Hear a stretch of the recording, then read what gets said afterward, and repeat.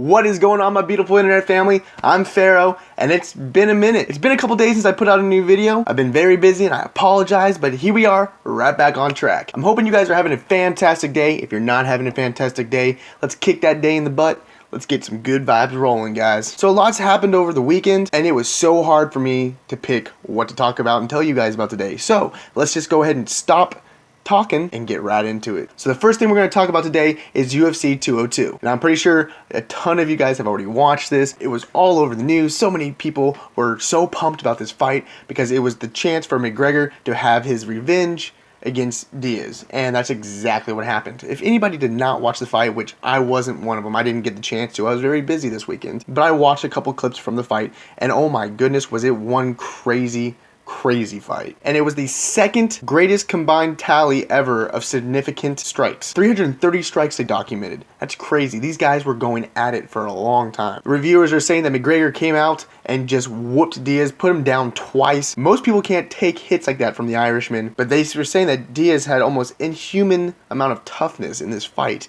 which a lot of my friends who I've talked to said it was really worth the pay-per-view. In the end, McGregor got his revenge and he came out on top, which some are calling that there needs to be another rematch to make it a best 2 out of 3, which pay-per-view is just going, alright, more money, let's do this, let's get a round 3. I don't blame him. Pulls in him so much money. McGregor made $3 million off of that fight. Diaz walked away with 2. McGregor had lost to Diaz back in UFC 196 in March, so he is super pumped and excited that he got to get his, quote, revenge. I don't want to fight either one of them. McGregor's got some cool tattoos. I've got some cool tattoos. That's probably the best thing that I would ever have against him. Moving on to our next story, we're going to talk about a complete total eclipse that we're going to be able to see in the United States next year, August 17th. Of 2017. Now, we've been able to see partial eclipses throughout the years, but the last full eclipse that we were able to see completely in the United States was back in 1979. A long time before I was born. A long time. I mean, it's not that long, but in a partial eclipse, the sun is still bigger than the moon, so you have to actually be very careful looking at it because we all know that if you stare into the sun, you'll go blind. In a total eclipse, the moon is actually bigger than the sun, so you actually have day turn to night. Everything goes quiet, they say, which is actually going to be a pretty cool thing to see. If I didn't know that this was going to happen and I was out just driving one day and it's 12 o'clock in the afternoon and everything just goes dark, I'd probably freak out. It wouldn't be zombie apocalypse. It would be straight, oh no, Independence Day is about to happen. Let's get the laser guns because we're about to go at it with these aliens. Today, we celebrate our Independence Day.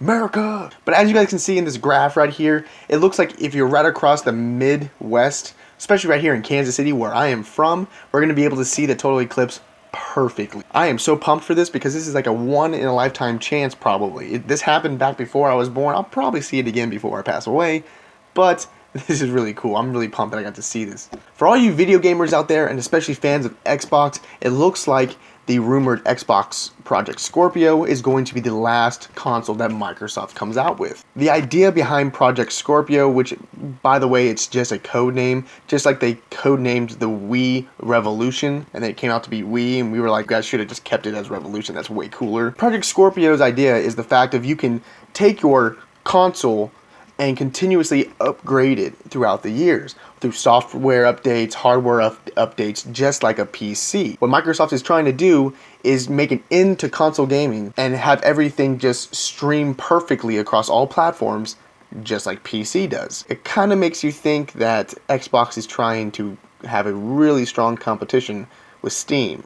During an interview with Microsoft's head of marketing, Aaron Greenberg, he was asked, will the Project Scorpio be the last console? Which he did respond, I think it is. For us, we think the future is without console generations. We think the ability to build a library, a community, to be able to iterate with the hardware, we're making a pretty big bet on that with Project Scorpio. So like I said, I think they're really trying to make this a competition with PC gaming. Try to bring all platforms, PlayStation, Xbox, PC, all to one level platform to where we can all play with each other. We just have kind of a loyalty towards certain companies. Greenberg went on to add, we're basically saying this isn't a new generation. Everything you have continues forward and it works.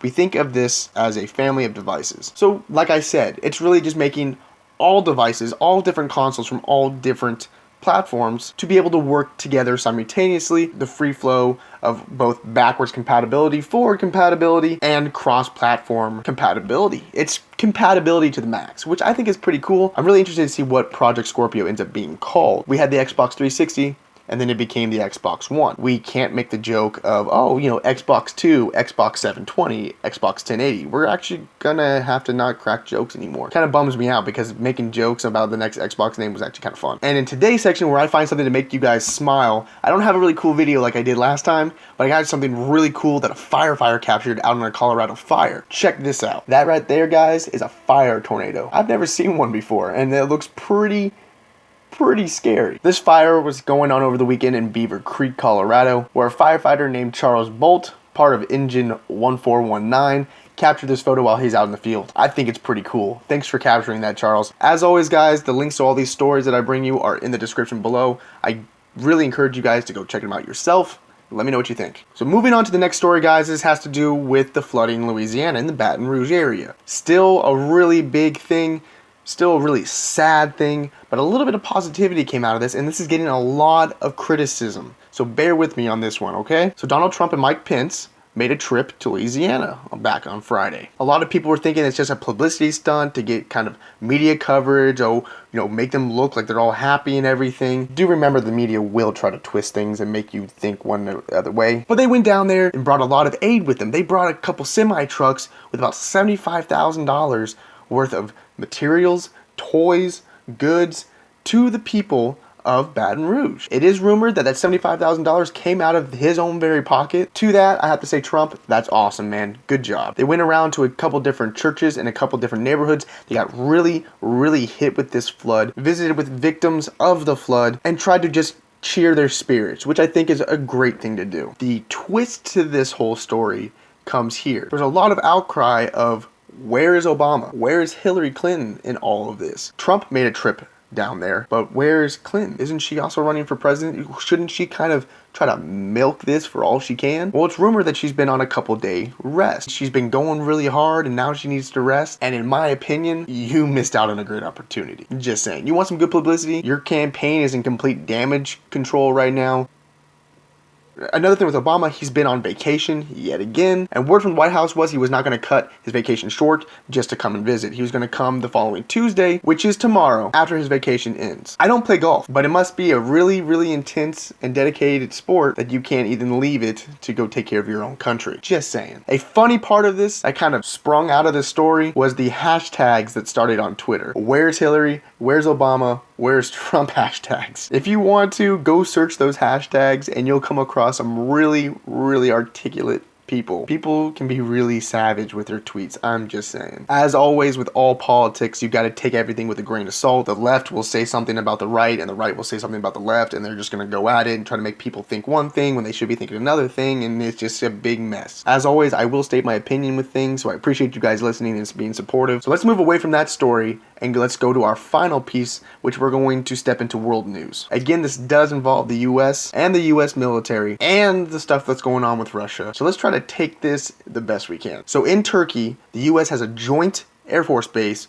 between the US Air Force and US Marines and the Turkey military. In Surik, I believe that's how I'm saying it. It's right here. I might be butchering it. I don't speak Turkish. This air base is about 100 kilometers from the Russian border and Syria and has been a staging point for the Air Force and its fighters for the Middle East area and the growing tension between the US and Russia. The special thing about this air base is the fact that it houses multiple nuclear warheads. Also rumored that there are hydrogen bombs there too, which if you know a little bit of history and you know a little bit of how bombs of that significant work, a hydrogen bomb is way more powerful than a nuclear or atomic warhead. Well, with the military coup, there has been so much activity in that area around the base, and it is also rumored that ISIS is trying to take the base, which could turn over nuclear warheads to terrorists, which is something that we don't want to happen. So what did they do? Well, they packed up everything and they moved it to Romania, which is even closer to Russia. It was basically going into Ukraine. You're in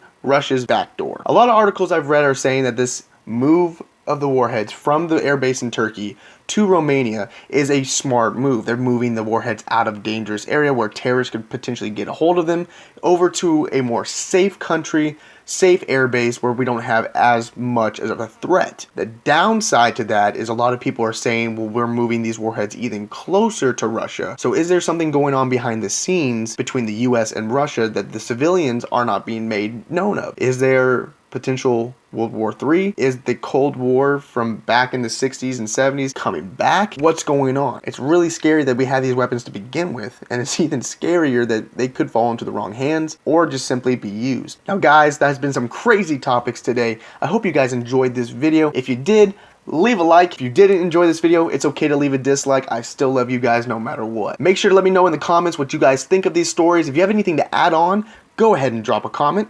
Let me know. As always, guys, I love each and every one of you. Thank you so much for the continuing support. This is so much fun. I really, really do enjoy finding articles and being able to bring them to you guys in my own opinion and my own kind of thinking. If you guys aren't subscribed already, smash that subscribe button. I really want to see your beautiful faces around here more often. Like I've already said, I love each and every one of you. Thank you so very much. I'm Fero, and I'll catch you guys next time. Peace.